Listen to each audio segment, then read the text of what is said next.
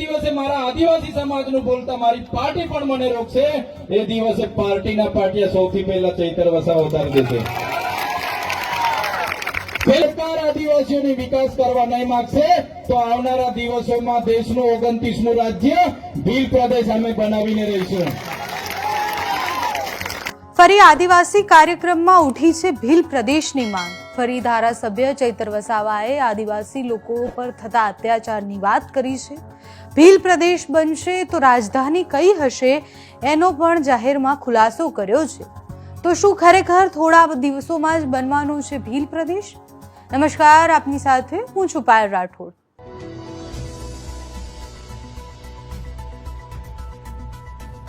છોટાઉદેપુર જિલ્લાના જેતપુર પાવી તાલુકાના નવાગઢ ફળિયા ખાતે આદિવાસી સમાજનો સ્નેહ મિલન કાર્યક્રમ હતો. આ કાર્યક્રમમાં ભીલ પ્રદેશ મુક્ત મોરચાના સંયોજક અને આદિવાસી સમાજના ધારાસભ્ય ચૈતર વસાવાએ જબરજસ્ત સ્પીચ આપી ભીલ પ્રદેશ કેમ જરૂરી છે તેની વાત કરી. તેમણે કહ્યું કે આઝાદીના 78 વર્ષ થયા છતાં પણ આજે આદિવાસી વિસ્તારના ગામોમાં શાળાઓ અને શિક્ષકો નથી, રોડ રસ્તાની વ્યવસ્થા નથી, પીવાનું અને સિંચાઈનું પૂરતું પાણી નથી, પૂરતા પ્રમાણમાં દવાઓ અને હોસ્પિટલો પણ નથી, ડોક્ટરો પણ નથી. આ તમામ વ્યવસ્થાઓ માટે આપણે વારંવાર આંદોલન કર્યા છે અને છતાં પણ કંઈ નિરાકરણ નથી આવ્યું. જો સરકાર આપણો વિકાસ કરવા માંગતી હોત તો અત્યાર સુધી આ બધું થઈ ગયું હોત, પણ સરકાર એ ચાહતી જ નથી કે આદિવાસી વિસ્તારોનો વિકાસ થાય, અમારા આદિવાસી સમાજ આગળ વધે, અમારા યુવાનો આગળ વધે એવું સરકાર ચાહતી નથી. અને એટલે જ હવે ભીલ પ્રદેશની ખૂબ વધારે જરૂર છે. કેવડિયાને રાજધાની બનાવવાની છે. તો પહેલા ચૈતર વસાવાએ શું કહ્યું તે સાંભળો. કેમ અમારે અલગ ભીલ પ્રદેશની માંગ કરવી પડી? દેશ જ્યારે 5, 10 કે 20 વર્ષ નહીં પણ દેશની આઝાદીના 78 વર્ષ થઈ ગયા અને 78 વર્ષ પછી પણ આ વિસ્તારમાં શિક્ષકો ના હોય, આ વિસ્તારની શાળાઓ માટે આંદોલન કરવું પડે, રસ્તાઓ માટે આંદોલન કરવું પડે, પીવાના પાણી માટે આંદોલન કરવું પડે, સિંચાઈના પાણી માટે આંદોલન કરવું પડે. ત્યારે હવેના સમયમાં આપણે લડેંગે, જીતેંગે, જિંદાબાદ મુર્દાબાદ કરવાનું થતું નથી. જો આ સરકાર આદિવાસીઓની વિકાસ કરવા નહીં માંગશે તો આવનારા દિવસોમાં દેશનું 29મું રાજ્ય ભીલ પ્રદેશ અમે બનાવીને રહીશું. ભીલ પ્રદેશ બનાવીશું અમે અને એની રાજધાની કેવડિયા રાખીશું. કેવડિયા અમે એટલા માટે રાખીશું કે કેવડિયામાં અમારું નર્મદાનું પાણી છે, ત્યાં અમારા વીજળી ઉત્પન્ન થાય છે, બાજુમાં છોટાઉદેપુરમાં રેતીની ખાણો છે, બાજુમાં લિગ્નાઇટની ખાણો છે, આંબા ડુંગરમાં યુરેનિયમની ખાણો છે. મહારાષ્ટ્રને પણ એટલું નજીક પડશે અને મધ્યપ્રદેશના જાંબુવાલી રાજપુરને પણ એટલું નજીક પડશે, રાજસ્થાનને પણ એટલું નજીક પડશે અને ત્યાં આપણી જળ જંગલ જમીનો છે. ત્યારે તમે તૈયાર રહેજો, આવનારા દિવસોમાં દેશનું 29મું રાજ્ય ભીલ પ્રદેશ બનાવીને રહીશું. ક્યાં સુધી લડેંગે જીતેંગે, ક્યાં સુધી સરકાર જિંદાબાદ મુર્દાબાદ કરીશું? અમારા દાદાઓના વાળ ધોળા થઈ ગયા, અમે પણ જિંદાબાદ મુર્દાબાદ, આવેદન નિવેદન, જિંદાબાદ મુર્દાબાદ. હવે સરકાર આવેદન નિવેદનમાં માનતી નથી, હવે સરકાર જિંદાબાદ મુર્દાબાદમાં માનતી નથી. એટલે મારા યુવા સાથીઓને કેમ છું, અમે આગેવાની લેવા માટે તૈયાર છે. મારા યુવાનો વડીલો સહકાર આપજો, આવનારા દિવસોમાં ભીલ પ્રદેશ બનાવીને રહીશું. અમારું ભીલોનું રાજ્ય હતું, એમાંથી જયારે દેશ આઝાદ થયો 14 જિલ્લા અંબાજીથી ઉમરગામ ગુજરાતમાં રાખ્યા, 13 જિલ્લા રાજસ્થાનમાં રાખ્યા અને 12 જિલ્લાઓ અમે મધ્યપ્રદેશમાં રાખ્યા અને 10 જિલ્લાઓને મહારાષ્ટ્રમાં વિભાજિત કર્યા. આજે પણ અમારી રહેણી કરણી, આજે પણ અમારી પરંપરાઓ, આજે પણ અમારી રૂઢિ પ્રથાઓ, આજે પણ અમારી વિધિ, આજે પણ આપણો રોટી બેટીનો વ્યવહાર એ લોકો સાથે છે કે નથી? આજે પણ એ લોકો સાથે રોટી બેટીનો વ્યવહાર છે કે નથી આપણો? આજે પણ અમે બોર્ડરલેસ થઈને મહારાષ્ટ્ર, મધ્યપ્રદેશ, ગુજરાત અને રાજસ્થાનના લોકો એક સાથે રહીએ છીએ. એટલા માટે જ આ સરકારોને કહીએ છીએ કે અમને અલગ ભીલ પ્રદેશ આપી દો, આદિવાસીઓનો વિકાસ અમે કરી લઈશું. આટલી મોટી રોયલ્ટી અમે સરકારમાં જમા કરતા હોય અને અમારા લોકો આજે પણ શિક્ષક માટે આંદોલન કરે, અમારા બાળકો માટે અમારા જેવા ધારાસભ્ય ધરણા પર બેસે અને જ્યારે પણ હાઈવેમાં જમીનો જોઈએ, જ્યારે પણ રેલવેમાં જમીનો જોઈએ, જ્યારે પણ નહેરોમાં જમીનો જોઈએ, મફતના ભાવે અમારા લોકોની જમીનો છીનવી લેવામાં આવે છે. કેમ સરકારને ખબર નથી અહીંયા રસ્તા નથી, અહીંયા પાણી નથી, અહીંયા નળ સે જલમાં પાણી નથી આવતું, અહીંયા રેતી રોયલ્ટીમાં ડીએમએફ ફંડનો ભ્રષ્ટાચાર થાય છે. સરકારને બધું જ ખબર છે મિત્રો, પણ સરકાર આ કરવા માંગતી નથી. એટલે આજે દેશ અને ગુજરાતમાં આદિવાસીઓની પરિસ્થિતિ ખૂબ ખરાબ છે. રાજધાની કેવડિયા બનાવવાના છે, તમે તૈયાર થઈ જજો. આજે વડોદરામાંથી છોટાઉદેપુર છૂટું પડ્યું, આગળ તમને બધાને ફાયદો થયો કે ખોટ થઈ? આપણો વડોદરા જિલ્લો હતો, એમાંથી છોટાઉદેપુર છૂટો પડે તો આપણને બધાને ફાયદો થયો ને? આજે ભરૂચમાંથી નર્મદા છૂટું પડ્યું તો અમને ફાયદો થયો ને? તો આજે ગુજરાતમાંથી ભીલ પ્રદેશ છૂટું પડશે તો આપણને ફાયદો થવાનો છે કે નથી થવાનો? એટલા માટે જ અમે ભીલ પ્રદેશ માંગીએ છીએ. આજે અમેરિકા જેવા દેશમાં આપણા કરતા ઓછી વસ્તી છે, છતાંય તો 50 રાજ્ય છે. એટલા માટે સુચારુ વહીવટ થાય એના માટે આવનારા દિવસોમાં અહીંયા અમે ભીલ પ્રદેશ બનાવવા જઈ રહ્યા છે. મિત્રો, સરકારો ગરીબ કલ્યાણ મેળાઓ કરશે, નળ સે જલ લાવશે, પણ એમના મળતિયા માટે છે. આજ દિન સુધી આપણને નળમાંથી પાણી આવ્યું. ગરીબ કલ્યાણ મેળાઓમાં બોલાવશે, પાવડા ને ટીકમ ને ટગારા જ આજ દિન સુધી આપણને આપ્યા છે ને? ગરીબ કલ્યાણ મેળામાં આજ દિન સુધી આદિવાસીઓને પાવડા ટીકમ ને ટગારા જ આપ્યા છે. એટલા માટે કેમ છું, હવે પાવડા ટીકમ ટગારા પર અપેક્ષા નહીં રાખતા. હવે 5 કિલો ચોખા માટે લાઈનો પર ઉભો રહેવા માટે ટેવાવી દીધા છે. બેંકમાં લાઈનો, ચોખા માટે લાઈનો, દવાખાને લાઈન, મામલતદારમાં લાઈન, કલેક્ટરમાં લાઈન, ક્યાં સુધી લાઈન પર રહેવાનું છે? એટલા માટે જ આવનારા ભવિષ્યમાં તમને હું વિનંતી કરું છું, પક્ષ, પાર્ટી, ધર્મ, સંપ્રદાય, સંગઠનો બધા ઘરે મૂકીને એક થવું પડશે. વસાવા, રાઠવા, ગામેઠી, ચૌધરી, ડામોર, બારિયા, અંદર આપણે બધા લડાયા કરીએ છીએ.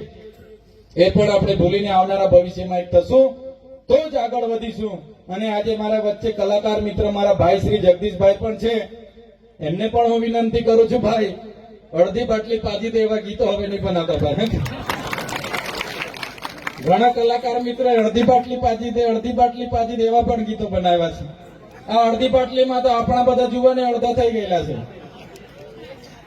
મેં ડેડિયાપાડામાં એક ભાષણ આપ્યું હતું. ત્યાં એક અમારે બહુ બધી પાર્ટીઓ છે, 17 જાતની પાર્ટીઓ છે. કોઈ 1.5 લાખ સવાને રખશે. જે દિવસે મારા આદિવાસી સમાજનું બોલતા મારી પાર્ટી પણ મને રોકશે, એ દિવસે પાર્ટીના પાટિયા સૌથી પહેલા ચૈતર વસાવા ઉતારી દેશે. પહેલા મારો સમાજ, જેમણે મને ધારાસભ્ય બનાવ્યા છે, જેમણે મને પ્રમાણપત્ર આપ્યું છે, અને પછી પક્ષ પાર્ટી આવશે. આવી રીતના તમામ નેતા જે દિવસે વિચારતા થશે તે દિવસે આપણું સમાજ આગળ આવશે. આજે તમે જોઈ લો, આપણું પ્રતિનિધિત્વ કાં છે? આપણા નેતાઓ કાં છે? અહીંયા ટપાલ આપવા વાળાની ભરતી થાય એટલે બધા ટપાલીઓ બહારથી આવે. અહીંયા તલાટી ક્લાર્કની ભરતી થાય એટલે બધા લોકો બહારથી આવે. અહીંયા ગ્રામ સેવકની, ટીડીઓની, મામલતદારની ભરતી થાય, બધા લોકો બહારથી આવે. અહીંયા એક ભીડગાર્ડની પણ ભરતી થાય છે, એ ભીડગાર્ડો પણ બધા બહારથી આવે. આવે છે કે નથી આવતા?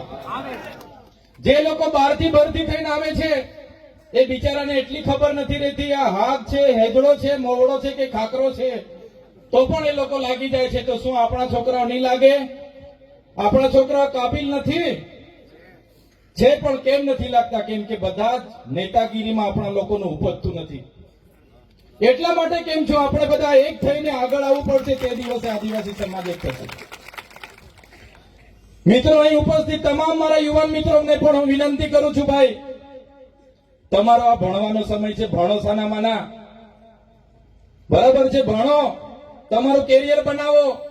તમારી યુવા શક્તિનો, તમારો જોમ, જુસ્સો, સાહસનો ઉપયોગ તમારા કેરિયર બનાવવા માટે વપરો. તમારા મમ્મી પપ્પાએ ખેતી મજૂરી કરીને તમને ભણાવે છે. માત્ર હારા આઈફોનના મોબાઈલ લઈ માંગવાથી, હારી ગાડીઓ લઈ માંગે છે અને જલસા કરે, પાર્ટીઓ કરે, બર્થડે ઉજવે અને આવી મોટી મોટી બેન્ડ પાર્ટી, ડીજે મંગાવે છે, આખી રાત નાચે તો પણ થાકે નહીં. કીધું ને આગળ ભાઈએ. મારા યુવાન મિત્રોને પણ વિનંતી કરું છું, કઈ વાંધો નહીં, નાચો પણ, રમો પણ, બધું જ જોઈએ છે, બધું જ કરો, પણ આ સમય તમારો ભણવાનો છે, એટલે ભણવામાં ધ્યાન આપો, ભણવામાં ધ્યાન આપો. અને વડીલોને પણ મારી નમ્ર વિનંતી છે, છોકરાઓ આઈફોન લઈ માંગે એટલે તરત આઈફોન લાવી આપી દે છે. છોકરાઓ KTM R1 લઈ માંગે એટલે તરત લાવીને આપી દેવાની કે મારો છોકરો લઈ માંગે છે આપી દો. એટલા માટે છોકરાઓ પછી આપણા કંટ્રોલમાં નથી. ઘણા પાર્ટીઓ કરે, ઘણા બેન્ટોમાં જાય, ઘણા રેસ કરે, ઘણી પાર્ટીઓ કરે, હરીફાઈ કરે, ને કેટલાય તો 4 ધામના યાત્રા નીકળી જાય 15 દાડા પદયાત્રાઓમાં. તો યુવાનોને કેમ છું, તમારો સમય આજે ભણવાનો છે, પદયાત્રાનો નથી. તમે 4 ધામે જતા હશો ત્યાં જોઈ લેજો બીજી કઈ જાતિના લોકો પદયાત્રામાં આવે છે. આપણા જ લોકો બધા 15-20 દાડે પદયાત્રામાં ફરો છો ભાઈ. એ સમય તમારો નથી, તમારે ભણવાનો છે. તો ભણો. અને ઘણા મારા સાથી મિત્રો સરકારી અધિકારીઓમાં પણ છે, એમને પણ વિનંતી કરું છું. હું અનેક રાજ્યોમાં ફરું છું. હું મહારાષ્ટ્ર હોય, મધ્યપ્રદેશ હોય, ગુજરાત હોય અને રાજસ્થાનમાં પણ હું જાઉં છું. તમે વિચાર કરો, રાજસ્થાનમાં આપણા જ આદિવાસીની એક કોમ્યુનિટી મીણા જાતિ છે. મીણા જાતિમાં એક વ્યક્તિ નોકરી લાગે એટલે એના ભાઈના છોકરા, એના બહેનના છોકરાઓને એ જવાબદારી લઈ લે છે. એના ભાઈના છોકરાની ફી પોતે ભરે, પોતાના રૂમ પર રાખે, ભણાવે છે. જ્યારે આપણામાંથી બધાને હું કહેતો નથી, કહેવાની વાત કડવી છે પણ ખોટું નહીં લગાડતા. જ્યારે આપણે તમે હોય કે અમે હોય, આપણે નોકરી લાગી ગયા એટલે બેનના છોકરા શું કરે, ભાઈના છોકરા શું કરે, કાકાના પોયરા શું કરે, કોઈ આપણે ધ્યાન આપતા નથી. એટલા માટે જ રાઠવા હોય કે વસાવા હોય કે ચૌધરી હોય કે ગામિત હોય, આપણે મીણા કોમ્યુનિટી કરતા પાછળ છે. એટલા માટે જ હું કેમ છું, આપણા વિસ્તારમાં દારૂ, ડીજે અને દહેજ પર આપણે આવનારા દિવસોમાં લગામ લાવવું પડશે. એ જ આપણા સમાજની આવનારા દિવસોમાં આપણને પાછળ લઈ જવા માટેની કામ કરશે. આ કાર્યક્રમમાં માત્ર ભીલ પ્રદેશની જ વાત નથી થઈ, પણ એમણે એવું પણ કહ્યું છે કે જો મારી સામે પાર્ટી પણ આવશે તો હું પાર્ટીના પાટિયા બંધ કરી દઈશ. મારા માટે પહેલા સમાજ છે અને બીજા નેતાઓ, જે આદિવાસી નેતાઓ છે, એમને પણ એવી ટકોર કરી કે આપણા માટે સમાજ પહેલા છે, પાર્ટી પછી છે. એટલે પાર્ટી જો સપોર્ટ કરવાનું બંધ કરે તો એમાં પણ પાર્ટીને પાટિયા મારી દેવાના છે. એટલે જો આમ આદમી પાર્ટી આ વિષય પર એમને સપોર્ટ ન કરે તો એ આમ આદમી પાર્ટીથી છૂટા થવા માટે પણ તૈયાર છે, એવું એમને જાહેરમાં કીધું. તો ભીલ પ્રદેશની માંગણી અને લડાઈ કેટલા સમય ચાલે છે એ જોવાનું રહ્યું. તમારું આ મુદ્દે શું માનવું છે અમને કમેન્ટ્સમાં જણાવજો. અત્યારે આ વિડીયોમાં બસ આટલું. જો તમે અમને YouTube પર જોઈ રહ્યા હોય તો સબસ્ક્રાઇબ કરજો, Facebook પર જોઈ રહ્યા હોય તો ફોલો કરજો, અમારા આ વિડીયોને લાઇક અને શેર કરજો.